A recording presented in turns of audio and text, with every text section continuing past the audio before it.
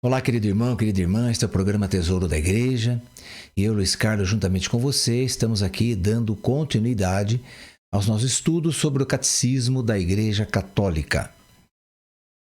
Bem, nós estamos no segundo capítulo, que é da segunda sessão. A segunda sessão é Símbolos da Fé, estamos estudando o Credo.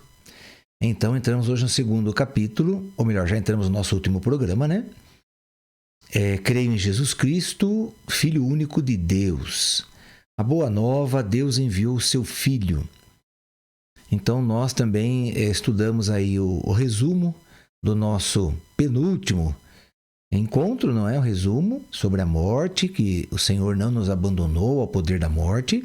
E demos entrada aí nesse segundo capítulo, que nós já explicamos um pouquinho sobre a plenitude do tempo. O que é uma plenitude? Já vimos aí, né?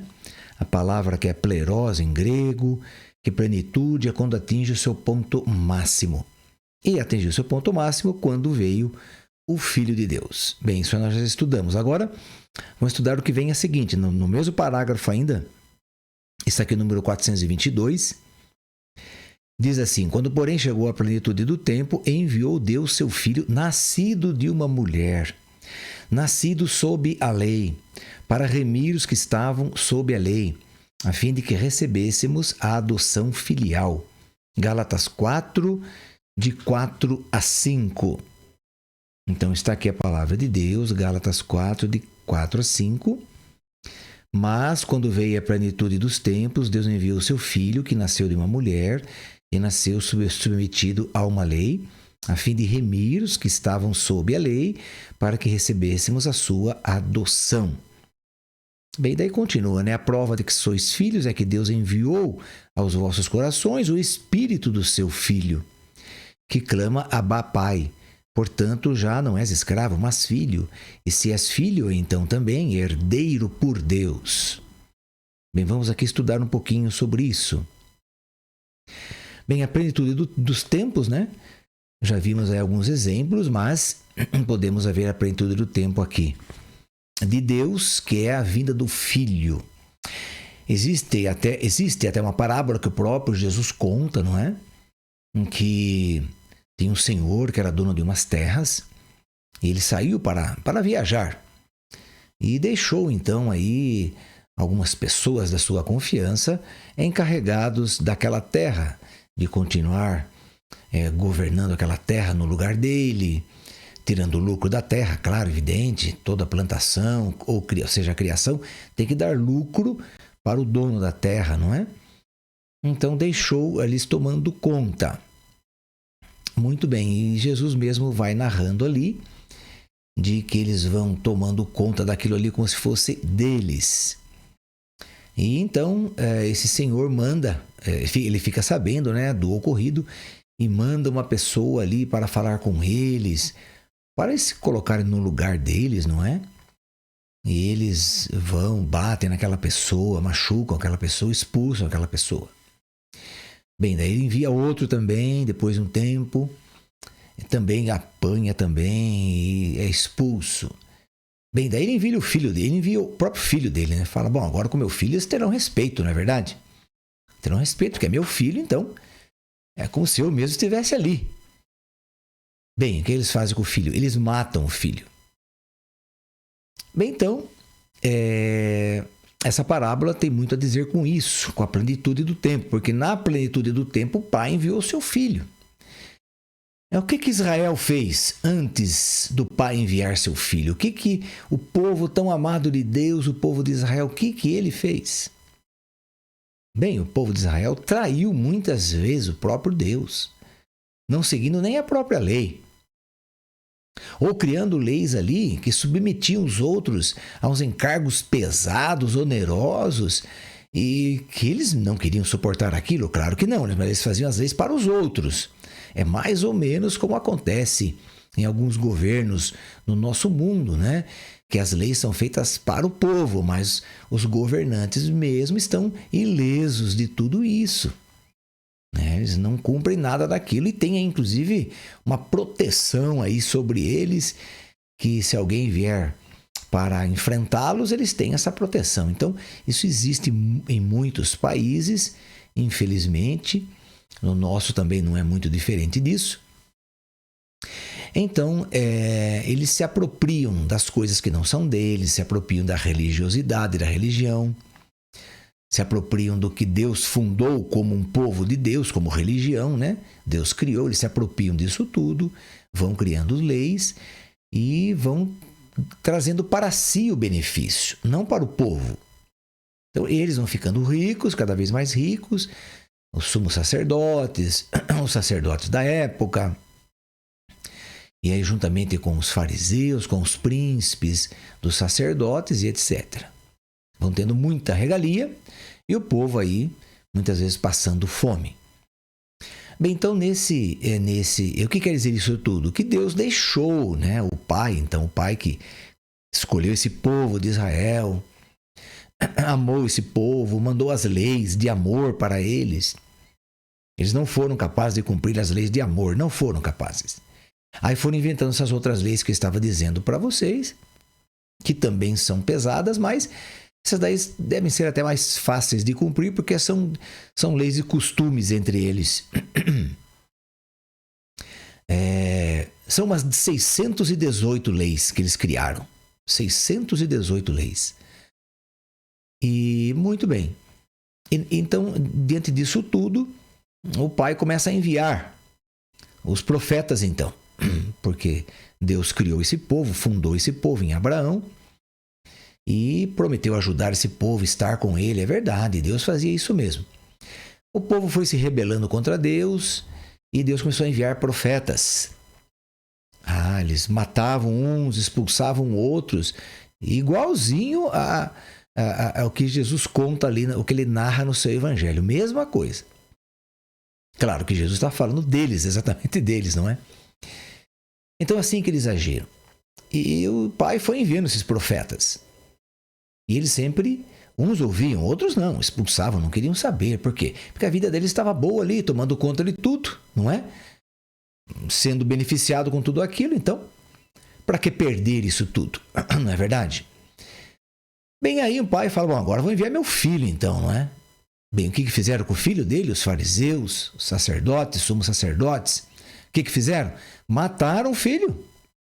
Pois então é o que Jesus contou exatamente o que aconteceu com esse próprio povo. E eles cumpriram isso direitinho, não é? Mas foi na plenitude do tempo, quer dizer, quando o tempo atingiu o seu auge, seu ponto máximo. Não existe um ponto máximo do que o Pai enviar o próprio Filho a este mundo. Não existe. Nunca existiu e nunca vai existir outro que supere este. De forma alguma. Por isso que é nova e eterna aliança. Não existirá outra aliança que o Pai vai fazer com os homens. Porque ele já fez com o seu próprio Filho. Com o sangue do Filho. O que mais ele pode oferecer para nós? Se ele já deu tudo para nós. Então veja que é uma plenitude de um tempo fantástica. E nessa plenitude de tempo, esse Filho, então o Verbo de Deus encarnado, nasceu de uma mulher. Bem, nascido de uma mulher. Está bem claro ali. Essa mulher foi escolhida por Deus antes de o mundo todo ser criado. Antes de qualquer coisa ser criado. Deus escolheu essa mulher porque ele sabia, evidentemente, com a sua... Porque Deus, ele é onipresente, ele é onisciente, onipotente. Então, o que é onipresente? Ele está presente em todos os momentos já. Que para nós existem esses momentos. Para Deus, não. Então, ele está presente agora, sim. No nosso passado, sim. No nosso futuro, que ainda não veio para nós. Mas Deus já está lá, sim. Porque não existe o passado, nem o presente, nem o futuro. Para Deus não existe o tempo. Ele é o Senhor do tempo. Ele criou o tempo. Mas ele não está no tempo. Ele não está submetido a esse tempo. O único que se submeteu ao tempo foi o Filho. Porque teve que se encarnar. E todo ser humano, agora, por causa do pecado original, ele tem um tempo aqui na Terra. Antes do pecado original, ele não tinha esse tempo aqui na Terra também. Porque ele foi criado para a imortalidade. Não é? Deus não criou a morte. Deus criou o homem para a vida. Então ele criou Adão e Eva. A partir do momento em que eles foram criados, Eles nunca mais iriam viver para sempre. Não existia a morte não existia até então. A morte foi instituída por causa do pecado original, que veio da desobediência a Deus. Bem, então, mas o ser humano foi criado para a imortalidade. O que é imortalidade? É algo que não se acaba. Então, ele teve um início? Sim, teve um início. Um certo dia, Deus criou o ser humano. Então, ele teve o seu início, mas nunca teria fim. Agora, por causa do pecado original, esse pecado original gerou um salário que chama-se morte. Então, a morte não foi Deus que criou. A morte foi instituída por causa do pecado original, por causa da desobediência do ser humano a Deus. Então, ele ganhou por presente. Por presente, ele ganhou a morte. Esse presente também não é de Deus, mas é um presente do capeta, do demônio. Que é o demônio que instigou o ser humano a pecar. Então, quando o ser humano acreditou no demônio e não acreditou em Deus, então recebeu um presente, um carinho aí do demônio, um presente maravilhoso que chama morte. Não é verdade? Uma coisa absurda, mas ele ganhou isso. Então, Deus sabia disso tudo? Claro que sabia. Então ele tinha que ter um plano B. Tinha sim. O plano B dele seria então, claro, evidentemente, enviar seu filho. Mas como que ele enviaria seu filho se todo ser humano, quando é gerado no ventre da sua mãe, já é gerado no pecado original? Porque o pecado original é contraído, não é nem herdado. Não é herdado, não é comprado, não é recebido. Ele é contraído, faz parte da natureza humana. Então, se o filho dele, o filho de Deus, teria que nascer de uma mulher, como é que ele iria fazer? O filho dele, que é sem pecado, não poderia nascer num ventre pecador. É evidente que não. Então ele constitui Maria, escolhe Maria, desde antes de existir qualquer coisa. Ele já sabia que criando as coisas, o homem iria pecar, ele sabia disso tudo, mas mesmo assim ele cria. Por quê?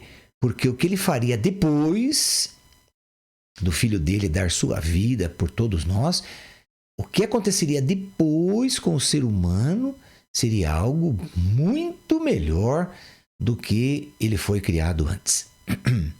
Então a solução, o plano B de Deus era muito melhor, só que haveria, evidentemente, sofrimento. Ele teve que preparar uma mulher. Então essa mulher, ela nasceu distinta de todas as outras, ou melhor, antes de nascer, né? Ela foi gerada distinta de todas as outras mulheres que existiriam, que já existiam, que existiriam antes dela, né, no caso, ou existiriam depois dela. Ela seria a única mulher sem o pecado original.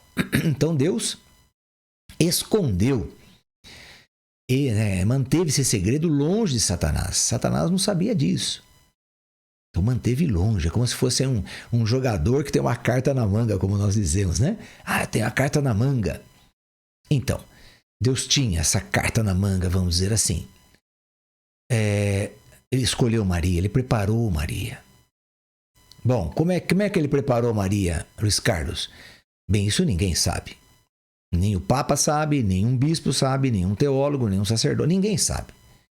Isso é um mistério divino. Ele preparou Maria, sim. Ele lavou Maria no sangue do filho que seria dela. Mas como é que isso é possível? Pois é, para os seres humanos é impossível, mas para Deus não é. Ele faz as coisas do jeito que ele bem entende. Então, como ele escolheu, como ele fez isso, ninguém sabe. A igreja só sabe que foi assim. É isso que a igreja tem como entendimento. Por isso que São Paulo fala aqui, né? São Paulo, que é a igreja, né? Evidentemente. Ele fala, nascido de uma mulher, nascido sob a lei, para remir os que estavam sob a lei, a fim de que recebêssemos a adoção filial. Como é que ele ia nascer de uma mulher pecadora? Se ele ia nos remir da lei. Como? Não tinha jeito, não é? Por isso que ela foi então preparada. Bem, então essa mulher sendo preparada, vem esse filho que nasce sob a lei. Como assim nasce sob a lei? Sim, ele nasceu também com a lei de Moisés. Os 10 mandamentos.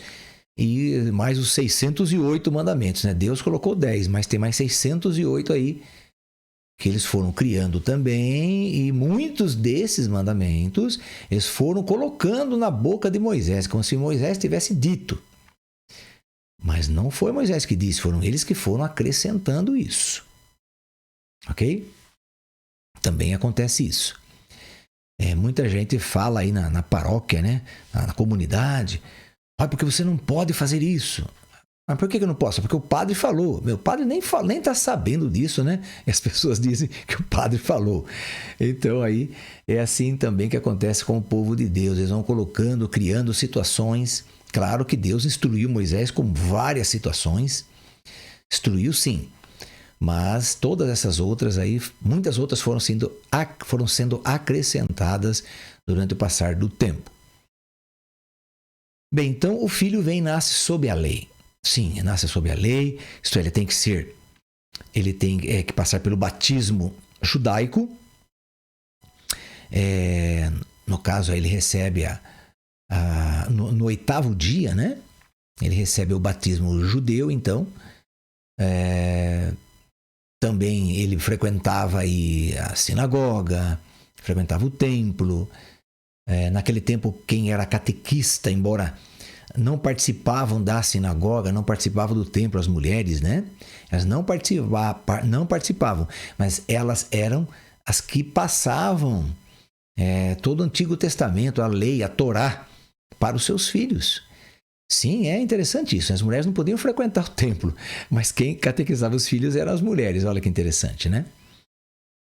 Elas aprendiam, sim, com seus maridos, evidentemente, e aí, por conseguinte, elas passavam aos filhos. Bem, então Jesus foi circuncidado ao 8º dia, que eu estava dizendo sobre o batismo judeu, é a circuncisão, é a operação do pênis, né? Então só os homens, claro, podem passar por esse batismo. Então por isso que as mulheres não podiam entrar na sinagoga, porque elas não tinham como ser operadas de uma coisa que elas não têm, não é verdade? Então, os homens que participavam das sinagogas. Então, Jesus também. Jesus, então, inclusive narra aí, né, no Evangelho, que ele era um leitor, ele fazia leituras, ele cantava os salmos. Então, sim, ele nasceu sob a lei. Agora, interessante que é para remir os que estavam sob a lei, como vai dizer São Paulo em Gálatas 4:4-5. O que é remir? Remir é remissão. Remissão. O que é remissão? É perdão dos pecados. Então, a lei perdoa pecados? Não. A lei só acusa. A lei não perdoa.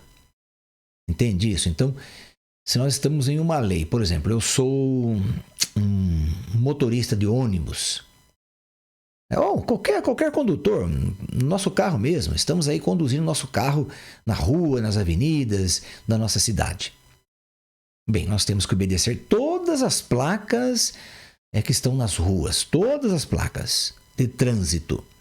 Então, aqui é mão única, aqui é mão dupla, aqui você pode podar, que você não pode, que você pode estacionar, que você não pode estacionar.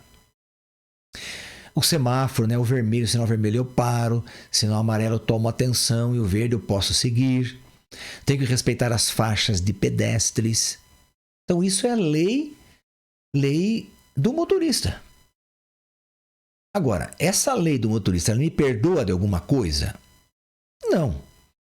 Se eu não burlar a lei, se eu não querer passar sobre a lei, ela não me faz nada. Mas se eu for contra essa lei, por exemplo, se eu estacionar um carro no local proibido, então eu recebo a punição. Eu não recebo perdão de nada. A lei só me acusa. Só me acusa. Então aí está.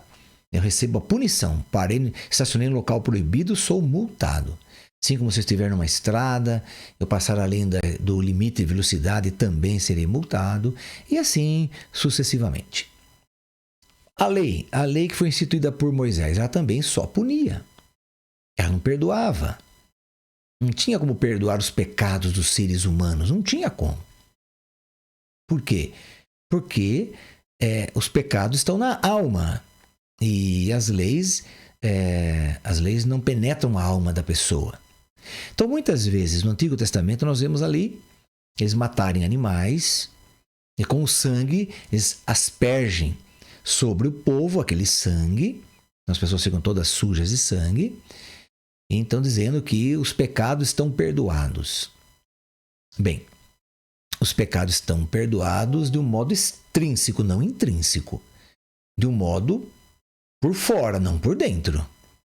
Eu não estou salvo, então a lei não me salva. Não, a lei só me condena. Por isso que Jesus fala no Evangelho, né?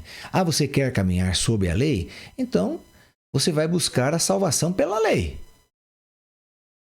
Qual que é a salvação pela lei? Bom, então se eu cumprir direitinho a lei, eu posso ser salvo. Se eu cumprir direitinho a lei.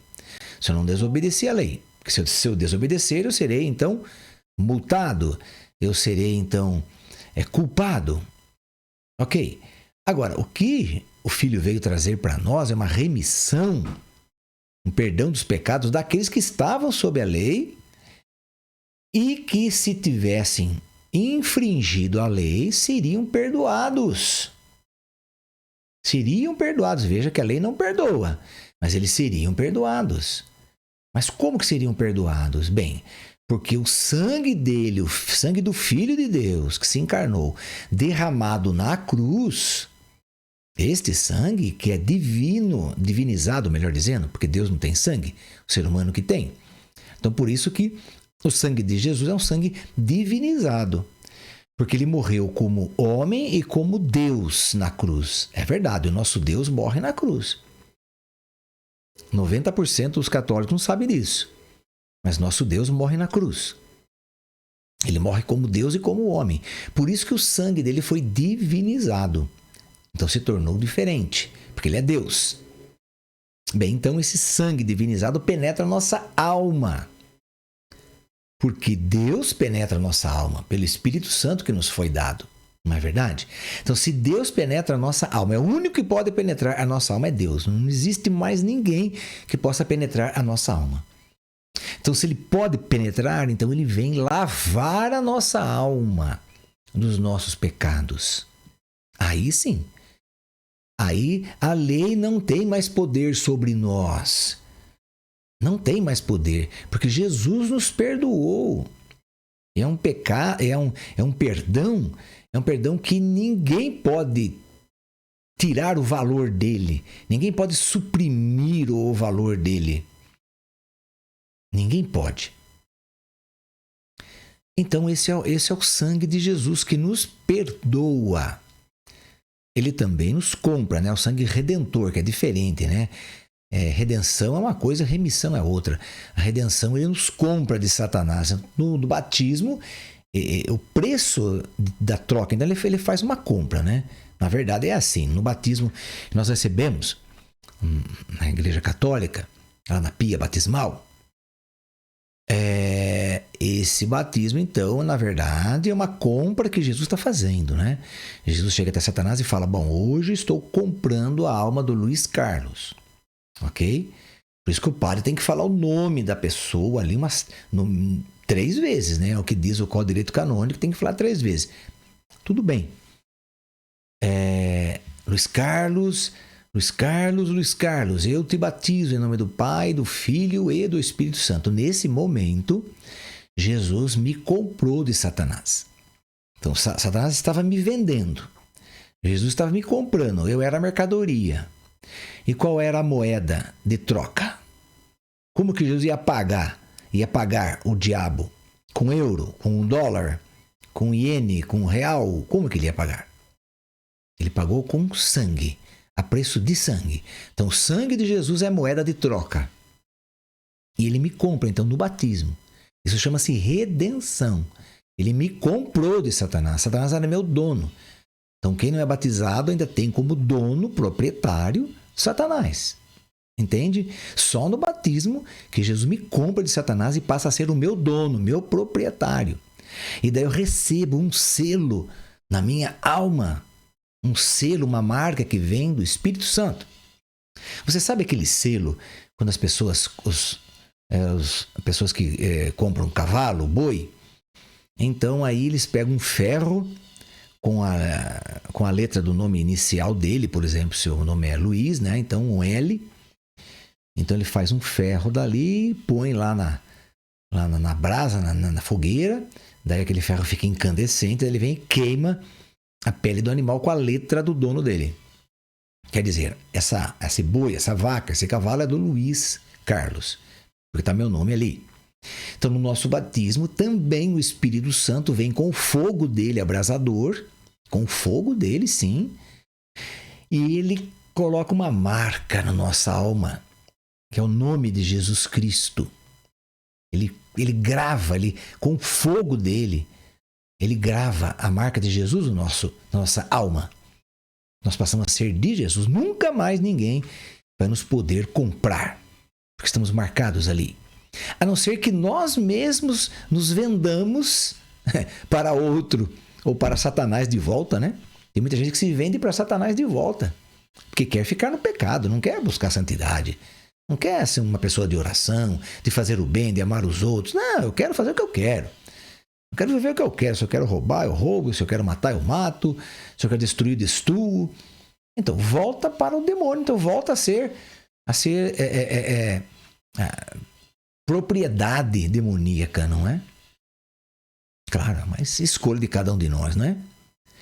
Mas então, estamos ali, ele veio para os remir os que estavam sob a lei, a fim de receber a adoção filial. A adoção filial, o que é adoção? Você tem uma criança que está ali num lar, não tem o pai, não tem a mãe, ou perdeu o pai, ou perdeu a mãe, ou o próprio pai e a mãe não tinham condições de cuidar, entregou ali naquele lar. Então está ali a criança para ser adotada. E você vai lá e adota uma criança. Muito bem, a criança não é sua. Não, não é. Mas você adotou como seu filho, sua filha. Então você vai fazer aí a certidão de batismo. Olha, em tal dia eu adotei essa pessoa como meu filho, como minha filha. Eu sou o pai dela, fulano é a mãe dela. Eu sou o pai, minha esposa é a mãe. Muito bem, adotamos essa criança. Aí aquela criança tem todos os direitos do que os filhos que nasceram de você e da sua esposa, são seus filhos biológicos. Então essa criança que foi adotada tem os mesmos direitos do que aquelas crianças que você já tem na sua casa. Mesma coisa acontece com Jesus. Jesus nos adota como irmão dele. Então ele é o nosso irmão. Ele nos adota como irmãos e nos dá o pai dele. Então sim, recebemos a adoção filial. Nós nos tornamos filhos de Deus, coisa que nós não éramos. Nós éramos criaturas. Embora nós tínhamos a imagem e semelhança de Deus, sim, é verdade, nós tínhamos, mas eram como criatura. Agora nós somos como filho. Então, como filho, nós recebemos tudo que o único Filho de Deus tem. O único Filho de Deus encarnado chama-se Jesus Cristo. Tudo que Jesus tem, eu tenho também. Tudo que é dele é meu. Tudo que é dele é seu. Ok? Então, o céu é nosso, toda a herança de Jesus é nossa, o reinar junto com Jesus é nós também. Viver todas as maravilhas do céu por toda a eternidade é conosco também. Nós podemos agora adorar a Deus? Podemos, nós nunca pudemos adorar a Deus, porque não éramos filhos. Então nossa adoração, as pessoas que adoravam a Deus no Antigo Testamento, sim, adoravam com certeza. Adoravam como criatura, mas como pai, não, de jeito nenhum. Como pai, só o Filho veio revelar para nós. Ninguém sabia que esse Deus era pai, ninguém. E o Filho nos deu esse Deus como pai na cruz. Aí nós recebemos esse Deus que é nosso pai. Por isso que Jesus vai ensinar a oração do Pai Nosso. Pai Nosso. Na verdade, a língua aramaica, a língua hebraica é muito pobre. Então, quando Jesus ensina aí o Pai Nosso, ele vai falar Avinu Sheva Shamayim, Pai Nosso que estais nos céus. Mas esse Avinu são duas palavras juntas, foram juntadas. Pai meu e Pai seu. Ave, ele chama de Abba, aqui na tradução fica Abba, pai, né? Mas é ave, chama-se meu pai. Avinu, então nu chama-se seu pai. Então, na nossa língua portuguesa não fica muito legal falar assim, pai meu e seu que está nos céus, né? Não fica legal. Então, como ficou no português? Pai nosso. O que é esse nosso? É meu e seu. Que não existe na língua hebraica. Então, Avinu Sheva Shamayim, Pai nosso que estás no céu. Ok? Então, aí é pai. Daí nós podemos chamar de pai de verdade, porque ele é mesmo. Não é um título que nós achamos legal, aí vamos chamar Deus de pai. Não.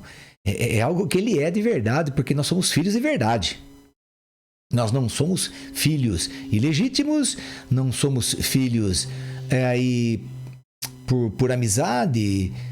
Como assim, eu tenho amizade com uma pessoa muito amigo do meu pai, então eu chamo ele de tio também, embora não seja meu tio pela minha linha familiar, mas é uma pessoa muito agradável, muito bacana, amigo do meu pai, então eu trato ele desde criança como tio, mas não é meu tio.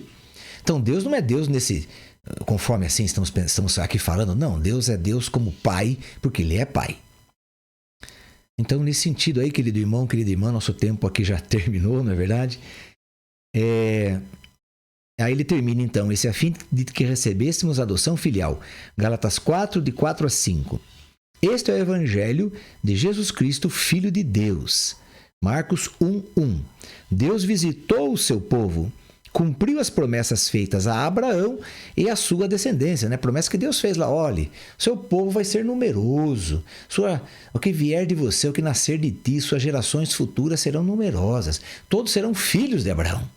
Então veio cumprir tudo isso direitinho, por causa do verbo de Deus, né? Que se encarnou. Feitas Abraão e a sua descendência, fê-lo para além de toda expectativa, enviou seu filho bem-amado.